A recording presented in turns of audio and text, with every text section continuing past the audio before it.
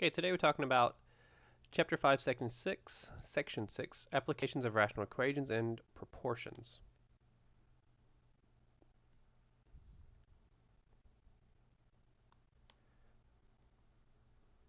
Alright, we'll talk about proportions first. Solving proportions, we'll just go ahead and snip this and put this on the notes. So a proportion is a rational equation that equates two ratios.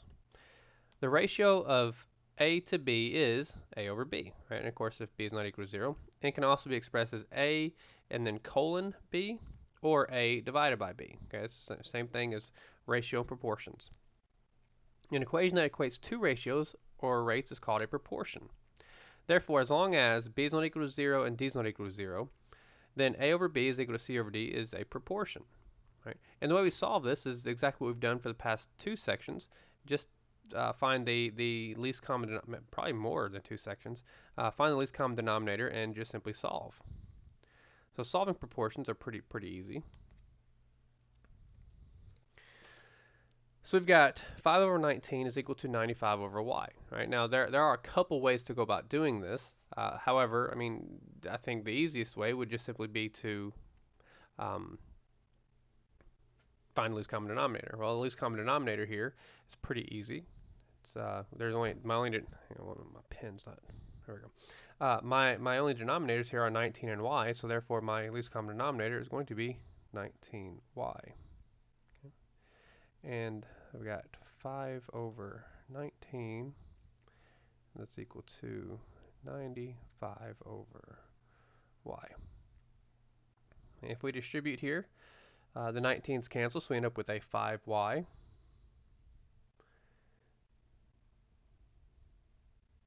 That's equal to, and then we distribute here. Okay, well, now we have 19 times 95, and 19 times 95 is going to be 1805. And then the y's cancel. 1805. And then we divide both sides by 5. We end up with y is equal to 361. And that's it. Again, it's just pretty easy solving these things that we've done before. Obviously, we didn't talk about a restricted value there. Hopefully, if this is we know that y cannot be equal to 0, but this is just a proportion. This is basically okay. So let's do this. This is saying that the proportion is 5/19 is the same thing as saying 95 over 361. Right, that's all that we're saying is we're trying to find equivalent proportions.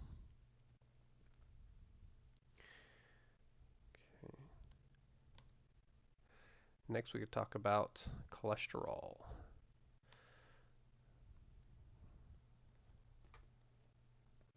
Alright, so the recommended ratio of total cholesterol to HDL, or HDL stands for high density lipids. So the recommended ratio of total cholesterol to HDL cholesterol is 7:2. If Rich's blood test revealed that he had a total cholesterol level of 210 milligrams per deciliter, what should his HDL level be to fit with the recommendation? Okay, so if the recommended ratio is 7 to 2, that's the ratio of total cholesterol to HDL. Okay, again, the top is total, the bottom is HDL. Okay, well, right now it said that his total cholesterol is 210, so we'd put 210 up here for the total. Right? What should his HDL level be? Well, it's this right here. What should it be? Again, that's a question mark, right? But, this is algebra. We're going to use a variable, right? So we're just going to use an x here. X. So that's total over your HDL. Well, same procedure here. We're going to find our least common denominator. Well, my only two denominators here are 2 and an x, so 2x is going to be my least common denominator. I distribute, the 2's cancel, so I've got 7x is equal to, and I distribute here, the x cancels, so I've got 420x. I'm sorry, 420, not 420x, 420. Okay, and therefore 7 goes into 420, I think 60 times, so x is equal to 60. Right, and again, that's it. That's his cholesterol. Right. Now we get to some pretty, I wouldn't say harder um, uh, proportion questions, but it's just kind of something that you have to think about. And for many of you, it's kind of one of those things where you probably don't think about it until you see it, right? So let's read this. It says the ratio of male to female police officers in a certain town is 11 to 3. So let's just go ahead and write 11 to 3, okay? And again, this is male to female. If the total number of officers is 112, how many men and how many? I'm sorry, yeah, how many are men and how many are women? Okay, so this seems kind of weird. Okay, so it's male to female, and it's telling us that the total number is 112. That doesn't really tell us anything, does it? All right. Well, here's what we're gonna do. We're going to write this as a ratio of male to female on this side. Okay, because obviously we have male to female on the left side, so we must also write a ratio of male to female on the right side. Problem is, we're just told how many total officers there are. Okay, well, here's what we're going to do. We're going to denote X being male. Okay, and once we figure out how many male officers we have, we'll be able to tell how many females we have. So let's figure out a way to figure out that ratio, right? So we're just going to say that the number of males is X amount. Pretty easy, right? X amount of males. Okay. We know that the total number of officers is 112. Okay. So if there's 112 officers and we subtract the X amount that we said, again, we said X is male. Okay, and we're looking over here. Same thing. Males on top and the females on the bottom. Okay. So if we put it in the same ratio, male to female, right? We said X is male, and let's actually change that to, oops, let's change that to an M. How about that? We'll change it to M. Okay. So obviously, if there's 112 officers and we subtract the amount of males, then that tells us how many females there are, right? So hopefully that made sense to you. If it didn't, just sit there and ponder it, because I feel like I did explain that all right. Right. So we're going to multiply by the least common denominator. My least common denominator here looks like it's going to be 3 times 112 minus m. Okay. So let's distribute. Okay. Well, the 3's cancel, so we're going to end up with a 11 times 112. Oh man, my 1's are getting flags in the wrong direction there. 112 minus m is equal to, well, my 112 minus m's cancel, so I end up with a 3m. All right, so I do 11 times 112, that's 1232. 1232 minus 11m is equal to 3m. All right, and let's continue this on the next page. Well, I'm gonna add 11m to both sides, so I've got 1232 is equal to, I'm adding 11m to both sides, so that's 14m, and then I divide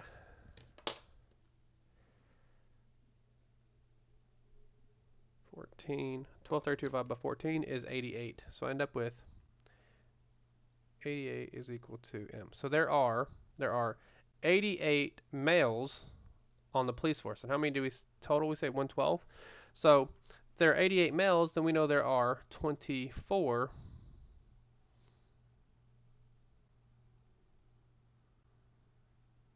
females. Okay. So hopefully that made sense. Again, we were told the ratio of just male to female, so I had to create a ratio of male to female as well.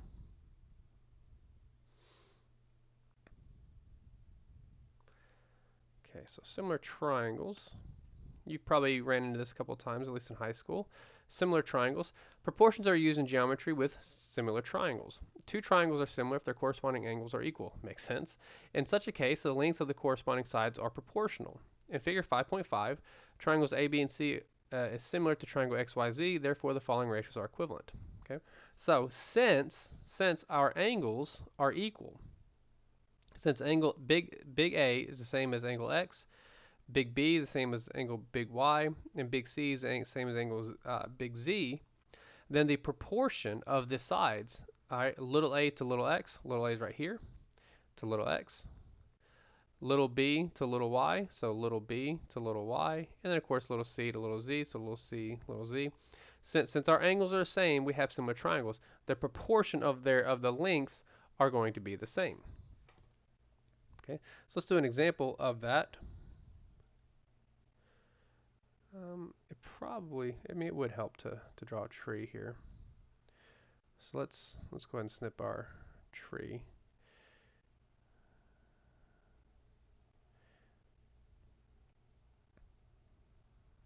Actually, I've been doing it this way, haven't I? All right. So we have our tree. The shadow cast by a yardstick. All right, a yardstick is 3 feet. The shadow cast is 2 feet. The shadow cast by a tree is 11 feet long. Find the height of the tree.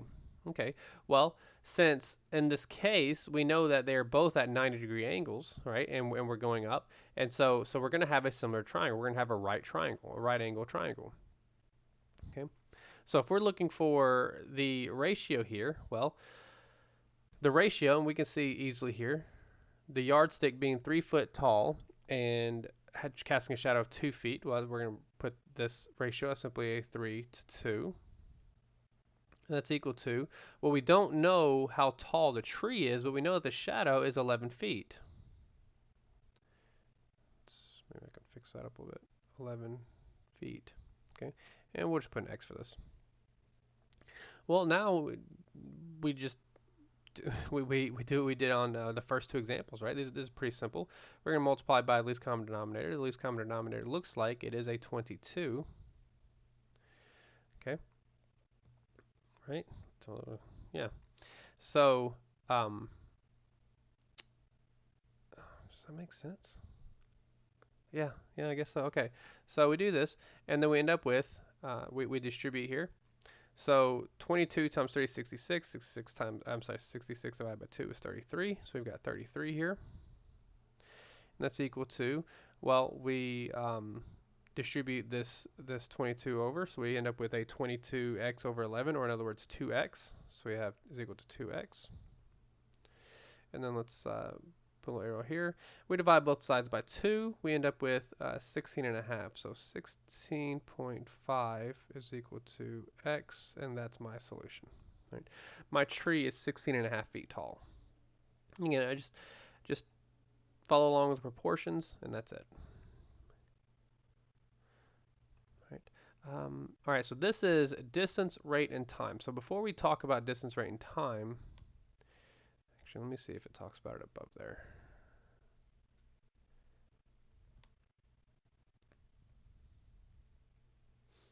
Okay, no. All right, so distance, rate, and time.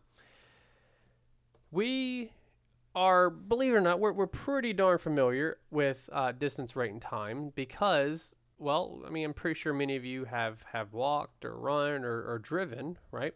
And when you drive, right, you drive in miles per hour, right? That's how much distance you drive in amount of time, right? And so we know that that's a ratio, right? Miles, and then per hour, right? That is how fast we're going. That's our ratio there. So let's take that and move on with this particular problem. So an athlete's average speed on her bike is 14 miles per hour faster than her average speed running. She can bike 31.5 miles in the same time that it takes her to run 10.5 miles. Find her speed running and her speed biking. Okay, so in order to do this, we know that scam likely. We know that we have distance, rate, and time. So we need to figure out what exactly that ratio is. All right. Well, again, we go back to miles per hour, right? If we did miles per hour, that would be miles is distance, and then per hour that would be, I guess that'd be rate and time, right? So what we have to do is figure out how to make an equation there. Okay. The equation that we're going to be working with is going to be the distance is going to be equal to the rate times the time. Okay. Now again, going back to miles per hour, right? We know that we can go 300 miles if we um, ride at 100 miles. All right, that's my rate, 100 miles per hour, and then 100 miles per hour for 3 hours. Okay, so that tells me my distance equals rate times time. That is a formula that makes sense. Again, that's a formula that all of you know, and I bet if I was able to be in a classroom with you, I could definitely get it out of you because it's just one of those things It's just you haven't put it necessarily to pen to paper, right? But distance equals rate times time is what we're trying to work with here. Okay. Well, in this particular equation, it looks like, all right, so it says an athlete's average speed on her bike is 14 miles per hour faster than her average speed, than her average running speed. Okay, so that 14 miles per hour faster, that looks like it's going to be a rate. Okay, she can bike 31 and a half miles in the same time it takes her to run 10 and a half miles. So far we have been given a rate, and it looks like we have been given a distance, 31 and a half miles and 10 and a half miles, right? So we've been given a rate and a distance, and so we have to figure out the time, right? So what we're going to do here is we're going to take this equation and we're going to solve it for t, which is pretty easy, right? We just rearrange this. We have t is equal to, we divide both sides by r, so it's going to be d over r. Let's fix that d up.